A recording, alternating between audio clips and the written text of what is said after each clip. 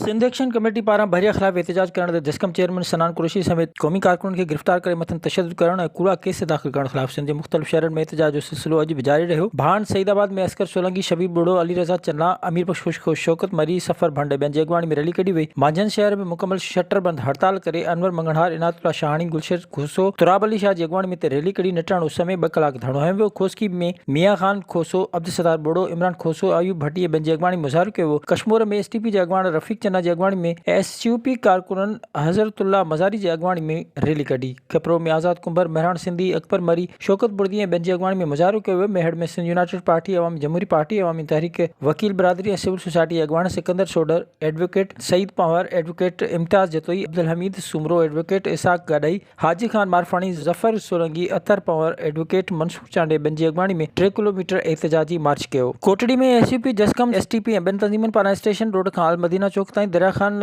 लगारी, शबीर बंग, अमजद मस्तोई, शमशाद मेणो ऐं ॿियनि जी अॻवानी मुज़ाहिरो कयो वियो। काज़ी अहमद में धनी बख्श कलोई, ॾाॾू उस्मान बुघियो, कामरेड ॾाॾू महर, एमबी ॾाहरी, रियाज़ काके पुटो गुलाम शबीर शंकरा, कामरेड करीम बख्श घलो ऐं ॿियनि जी अॻवानी में एहतजाज कयो वियो। धाबेजी में एसटीपी पारां उमर नाहियो, लतीफ़ शाह ॿियनि जी अॻवानी में रैली कढी वई। जामशोरो में सिंध एक्शन कमेटी जे सॾ ते सागर जुमन बुर्दी, कामरेड सूमर ख़ान जुमानी, मुबीन तेवणो, मोहम्मद बख्श मरी, कामरेड जोशीलो सिंधी ॿियनि जी अॻवानी मुज़ाहिरो कयो वियो। ॾहरकी में इम्तियाज़ भुट्टो, फ़कीर रमज़ान, मीर हसन लाशारी, अकरम मीतलो, लुत्फ़ मियां शहर ऐं ॿियनि जी अॻवानी में एहतजाज कयो वियो। दौड़ में तरक़ी पसंद हाउस दौड़ खां बादल बिरोही, मुजाहिद रुस्तमानी, अली बख्श लगारी, डॉक्टर मुजाहिद रुस्तमानी, सईद ख़ासकेली ऐं ॿियनि जी अॻवानी में एहतजाजी रैली कढी वई। जरवार में मुख़्तलिफ़ सियासी समाजी कारकुननि महेश कुमार, मोहम्मद बख्श गबोल, जमील बरदार ॿियनि जी अॻवानी में एहतजाजी मुज़ाहिरो कयो। सुबुह दौरे में जस्कम में सिविल सोसाइटी पारां हाकिम मंगी, शौकत चनो, असद सूमरो, अली रज़ा भुट्टो जी अॻवानी में शहर जे मेन चौक खां एहतजाजी रैली कढी। कोट ग़ुलाम मोहम्मद में ज़ाहिद ख़ासकेली, गाज़ी खान, खान मोहम्मद निंद, अली खान ख़ासकेली, बाकर खोसो, साहिल कुमार, अली वकार ॿियनि जी अॻवानी में एहतजाजी मुज़ाहिरो कयो वियो। मीरपुर बठोलो में जेएसएम क़ौमी पार्टी जे चेयरमैन नवाज़ खान ज़हूर, जस्कम जो अरबाब भील, सिंध तरक़ी पसंद पार्टी जे अब्दुल गनी मल्ला, अवामी तहरीक जे सागर मजीद ऐं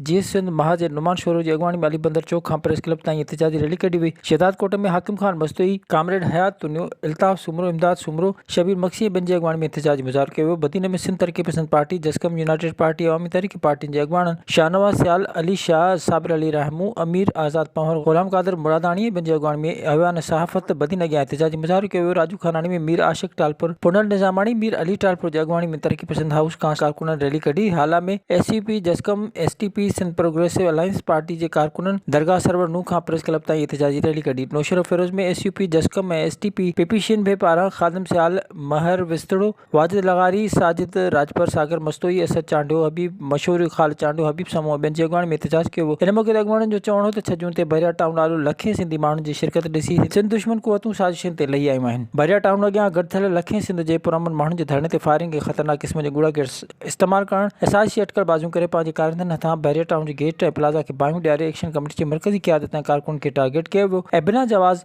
जस्कम चेयरमैन सनान कुरैशी, अमजद मैसर, ॿी मरकज़ी क़यादत खंबे गुम करणु ऐं 120 खां वधीक कारकुननि ते तशद्दुद करे कूड़नि केसनि में फासाए गिरफ़्तार करणु, मुसलसल डॉक्टर कादिर मक्सी जे घर जो घेराव करणु क़ाबिले मज़म्मत आहे। हुननि चयो त बहरिया टाउन इंतिज़ामिया, सिंध हुकूमत, सिंध पुलिस ऐं दहशतगर्द पार्टी MQM हिक पेज ते अची वियूं आहिनि। इन सभिनी सिंध दुश्मननि खे ॿुधाइणु चाहियूं था त सिंधनि खे अक़लियत में तब्दील थियणु कोन ॾींदासीं ऐं सिंध हुकूमत खे चिता था ॾियूं त बहरिया टाउन पारां कयल वालाड़ ख़तमु कराए सनान कुरैशी समेत मरकज़ी क़यादत ऐं सियासी कारकुननि तां कूड़ा केस ख़तमु करे खेनि आज़ादु कयो वञे। ॿी सूरत में एहतजाज जो अणखुट सिलसिलो जारी रहंदो। विज़िट कयो अवामी आवाज़ मीडिया ग्रुप जी वेबसाइट awamiawaz.pk।